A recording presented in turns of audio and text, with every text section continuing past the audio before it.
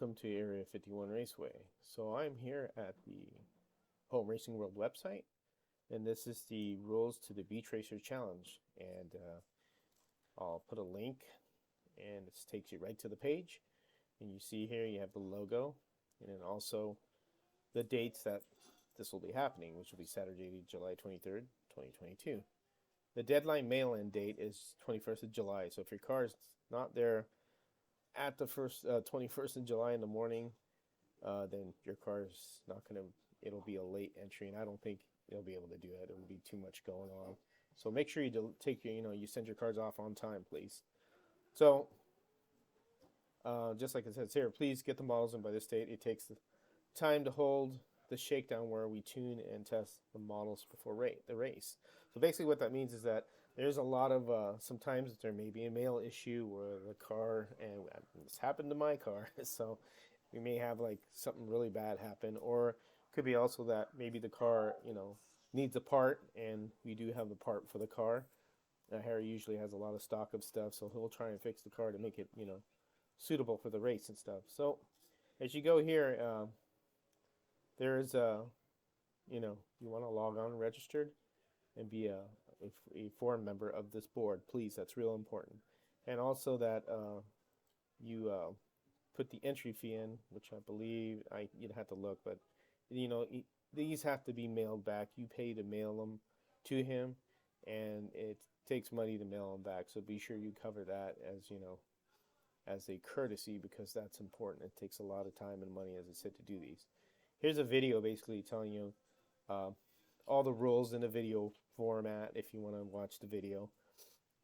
And right here we're going to go to one car entry only, because it is a big proxy. So if you enter multiple cars, it's a lot of work. So I know Harry put here entry fee, none really. Donations are really nice to the forum board. They do help keep the page going and keep all these great articles and all the good stuff that everybody puts into it.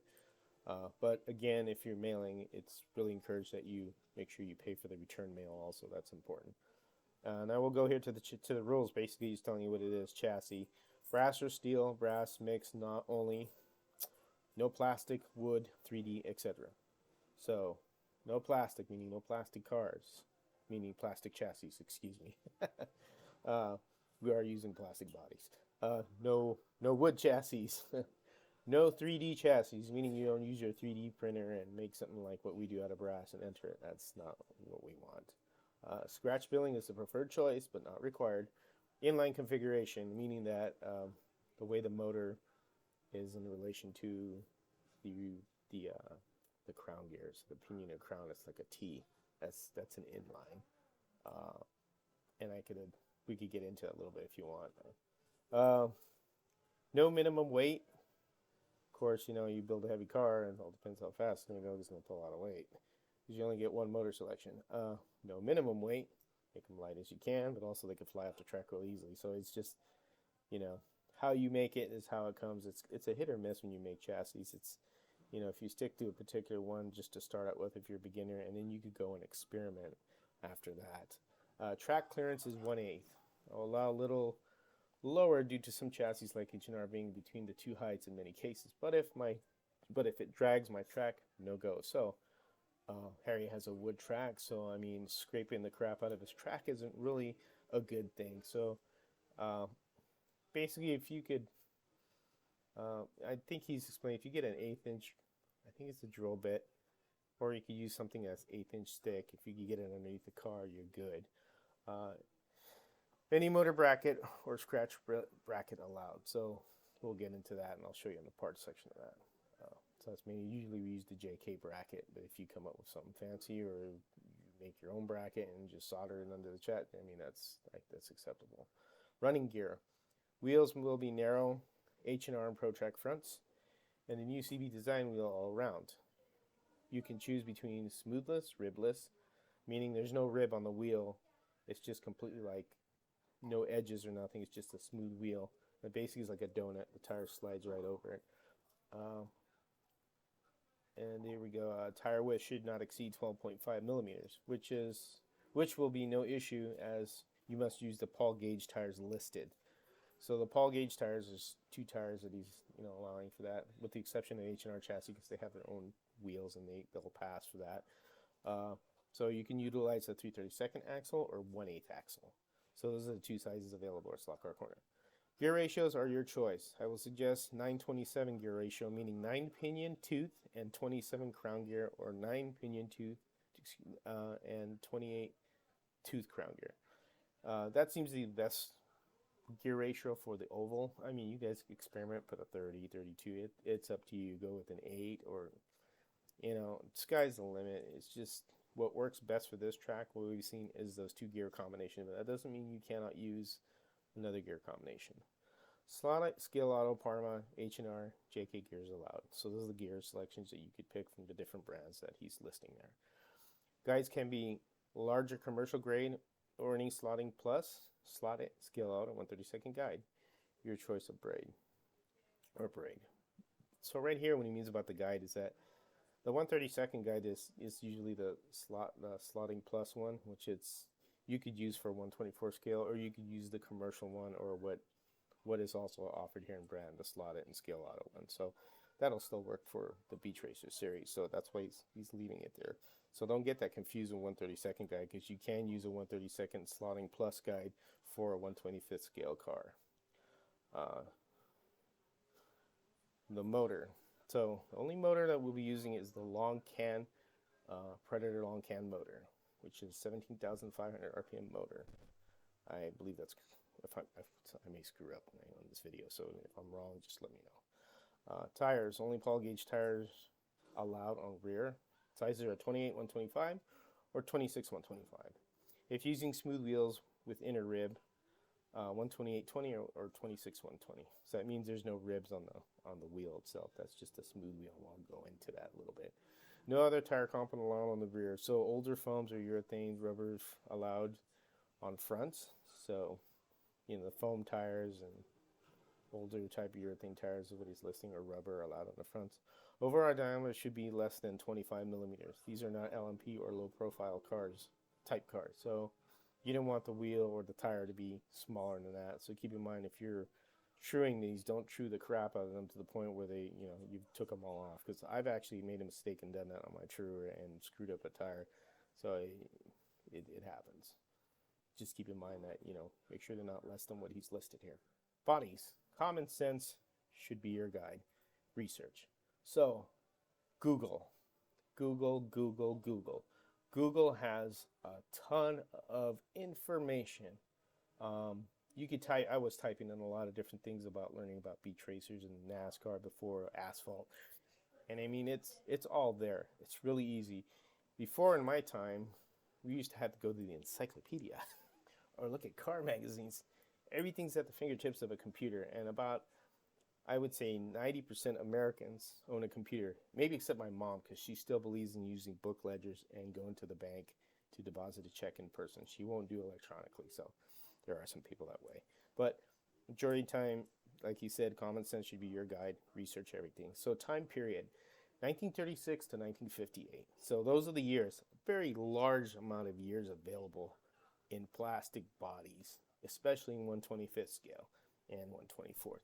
There are a ton of them, way more than 1/32. So it's really out there. His suggestion for 1/25 is that it's a tad bit smaller than 1/24, and it has more of a realistic, how would you say, look to it. But we're not going to discount 1/24 scale, because there are 1/24 scale cars out there too.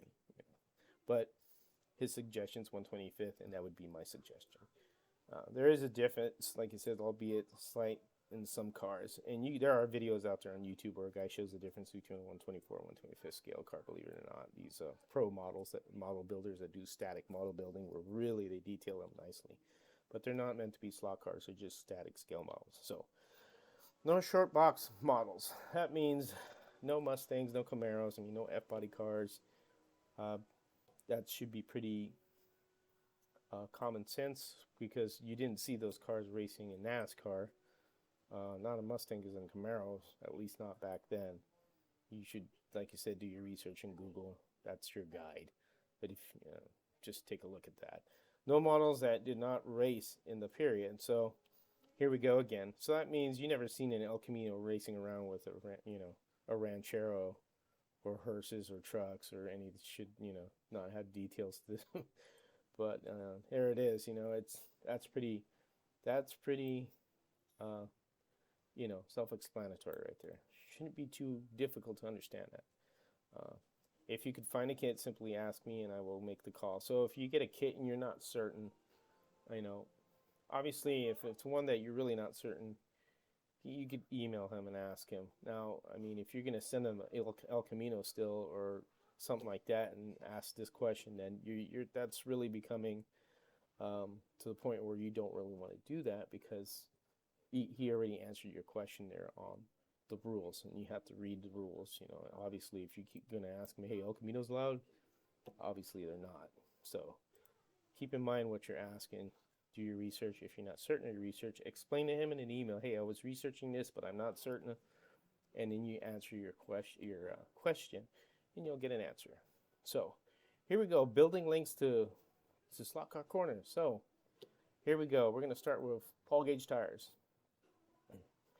Here is the tires you need. I mean, they're all right there. Now, how these are measured out, so you got a 12 millimeter width, right? So that's this number right here, 12 millimeter.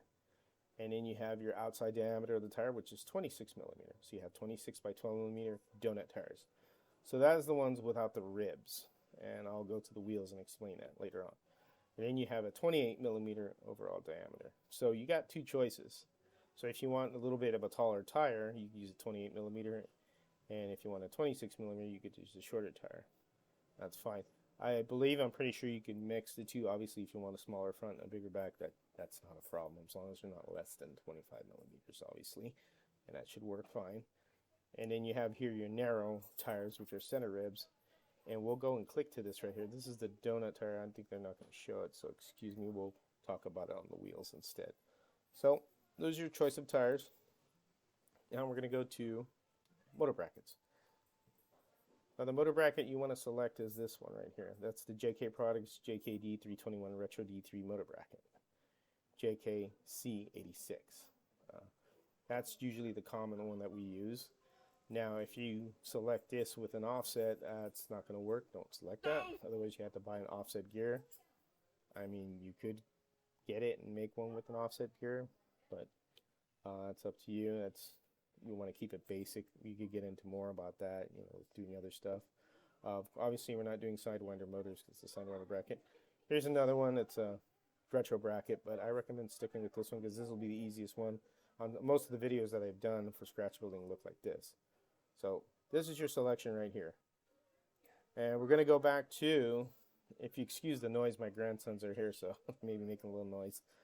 So we're going to go back here to the wheels. So this is a 3/32 axle wheel. So here we go. So then here's a ribbed wheel right here. See the rib? This section right here is called the rib wheel. And this is for the particular tire that goes on that we talked about.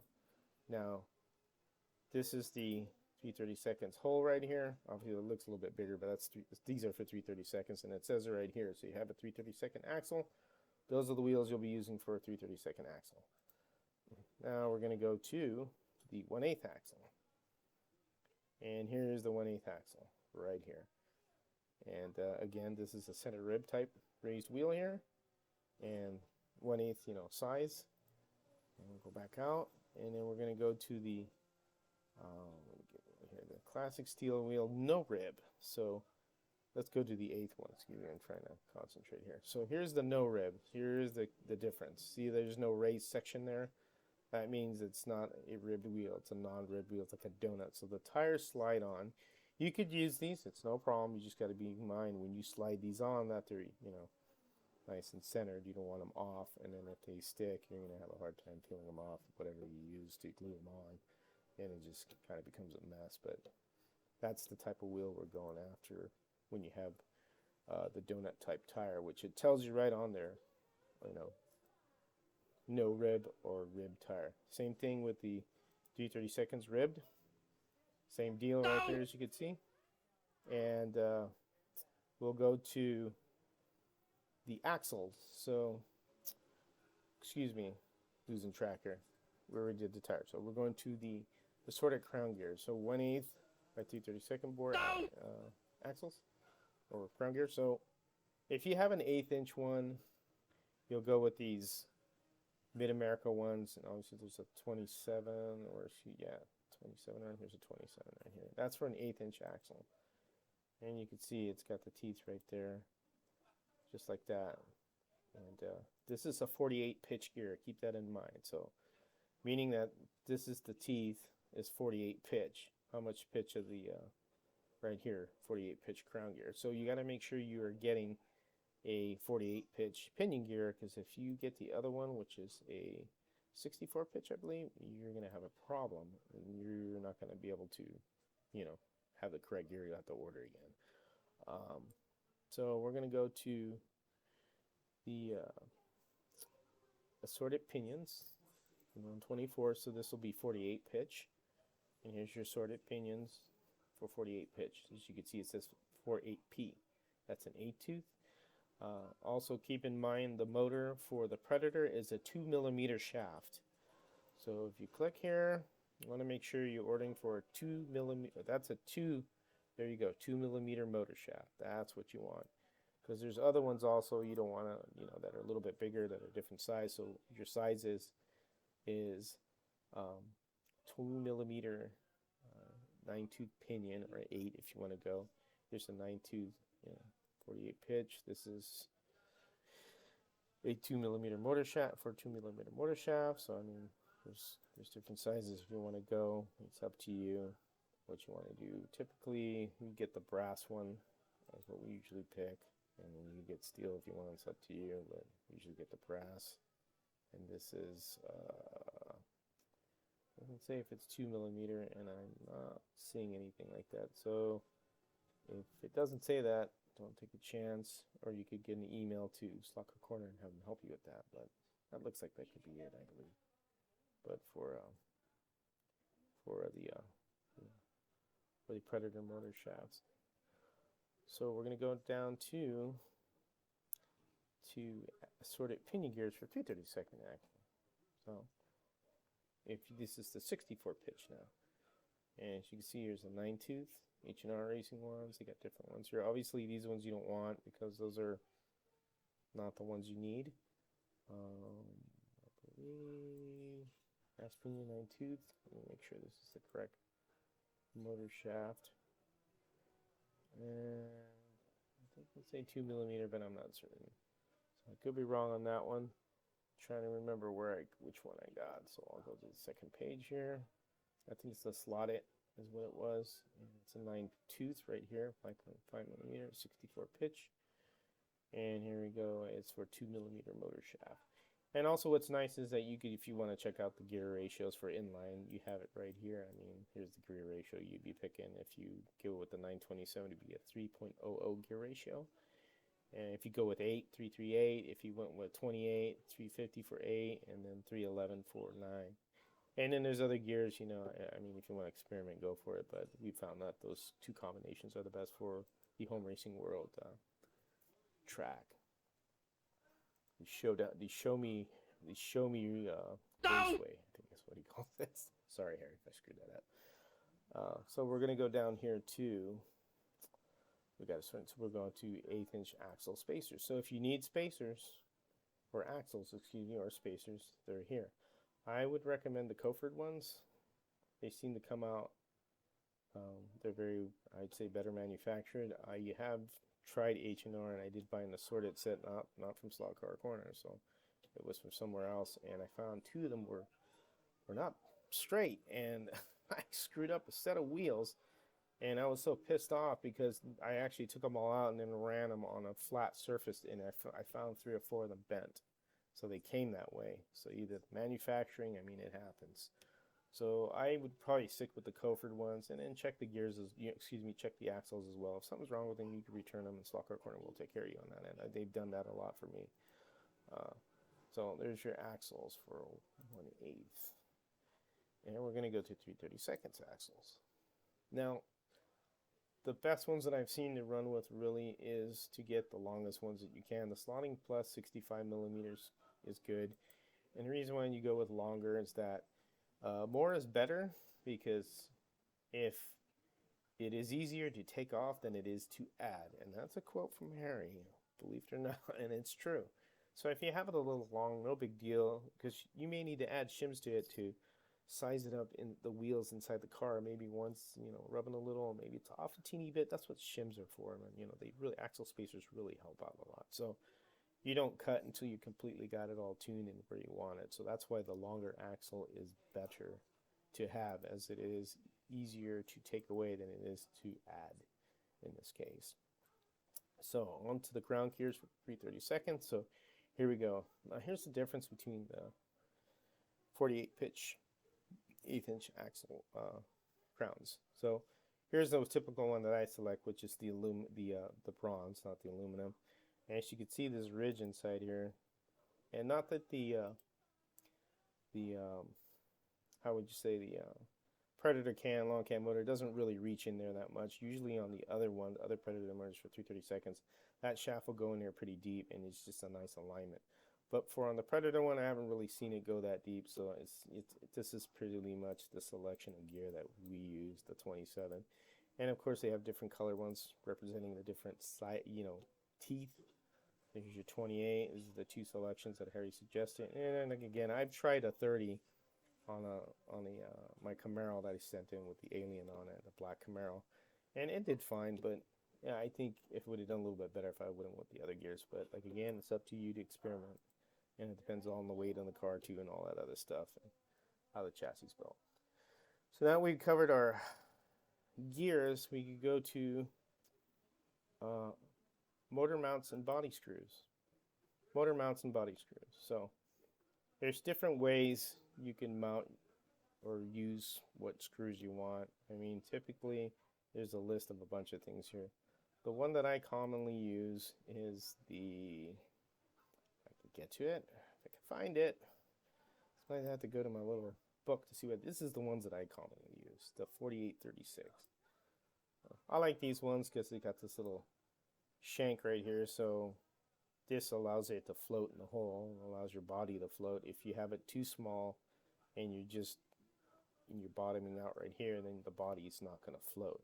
So you want to be able to, use the same size hole for this, and this makes this part right here, makes a nice movement on the body, and that's what I usually get. But you could pick something that you feel that'll work for you. It's what works for you.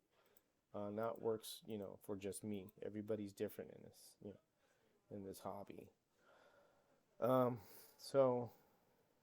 Style guide. So this is what we're talking about, where it says 1/32, but yeah, we're building 1/25 scale card.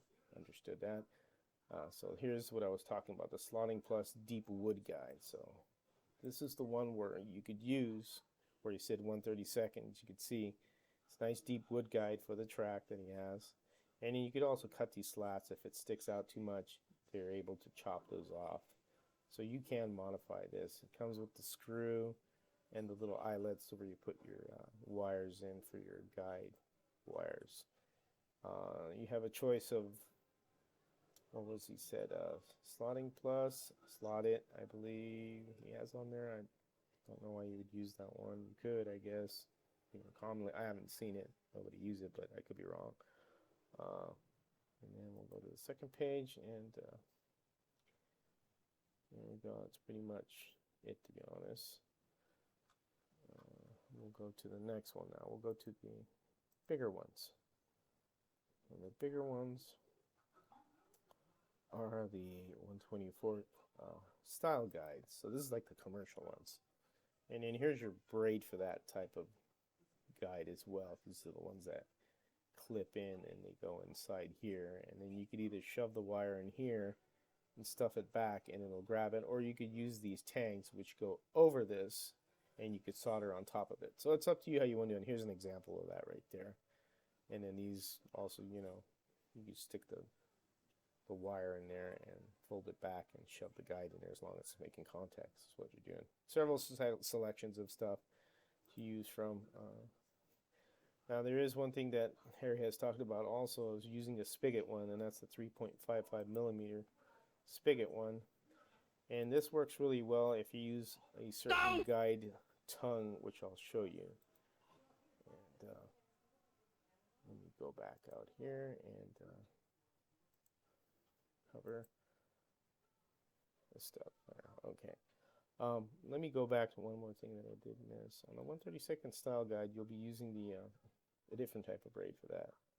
It's not this type. I don't think they showed it here. Let me go and look for it. It'll be here. So this is the type of braid you'd be using, this spun copper tin. There's different types. And this is the one where you stick it into the top of the guide with the eyelet, and then that's how you do this style. But if you want to make it simple for yourself, you're not confident on that, you could go with the commercial one with the tangs or without the tangs, that's fine. But I thought I'd cover that for you there. Alright, off to the assorted brass rod. So typically you can make a chassis out of different brass stuff. The common one that we use for the rear axle, let me go back here and make sure you don't have anything else on here. So that's just the brass rod itself. Let's look at the strip. The strips are mainly for the side of it. We'll go back to that in a second. So let's go to assorted brass rectangle tubing. So this would be like the rails for your car. You could go with 8262 or 80 or an 1/8 inch. That's for the sides of the rail of the car. Tubing rectangle. I think I just covered that. Excuse me. Back here. Go to round tubing. So this is for your oil lights.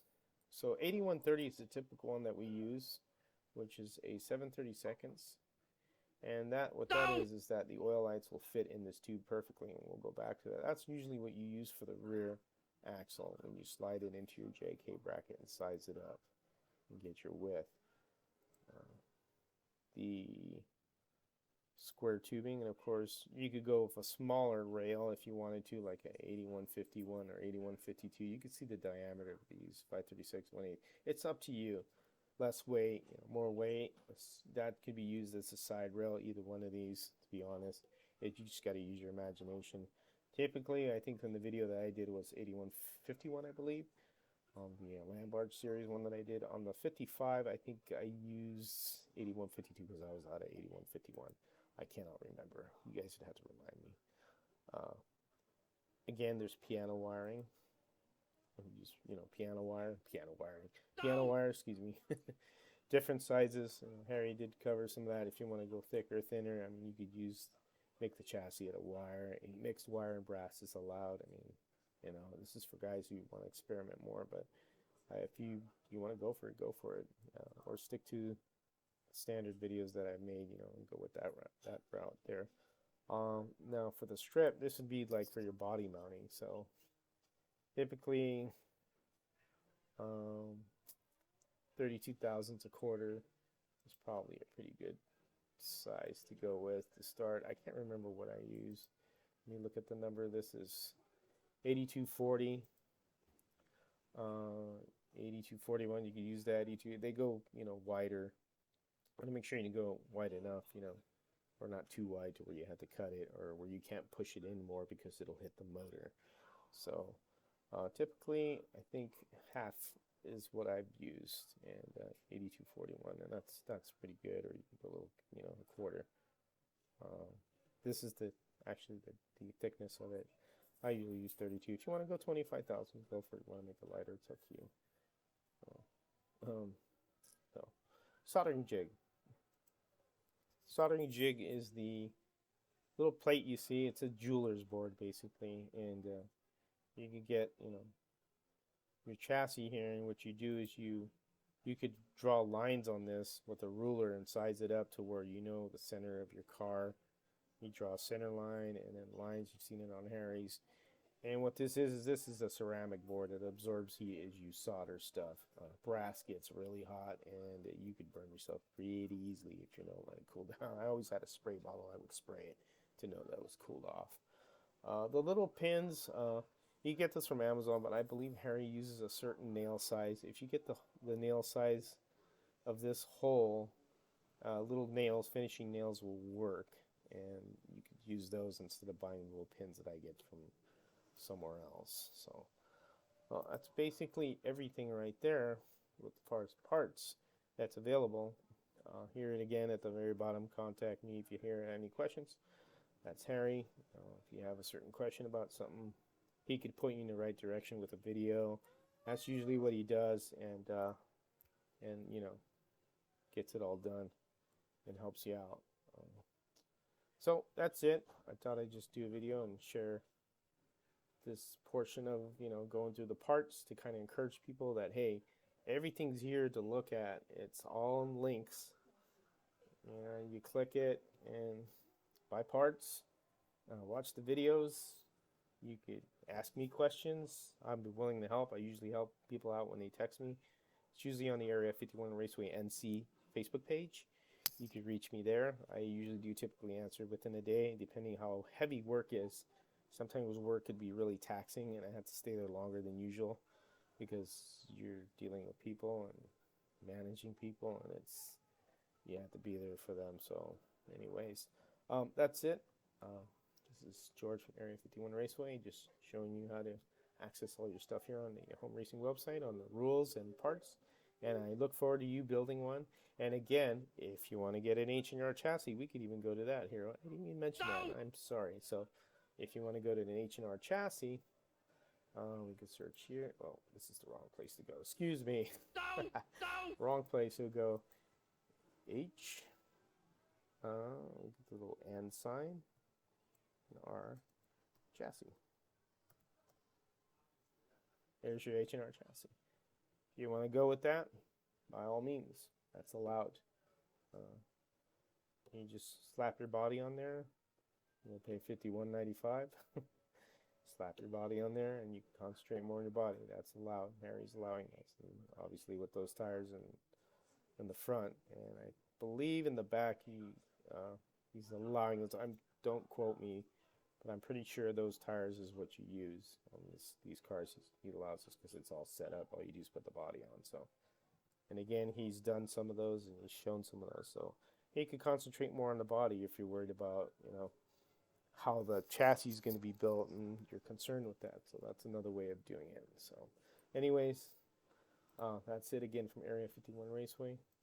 If you want to get a hold of me, please do to the messenger. And I could give you email as well, and the email is 2004kid@gmail.com. Excuse me. So 2004 K is in King, I is in Ida, D is in David @gmail.com. If you want to ask me questions, you know, about scratch building or something, give me a holler. And if it's a question about a certain car that you know, I could pass that along to Harry, or a certain body that you're researching and you're not sure. Anyways, that's it. You take care, and again, as always, have fun racing.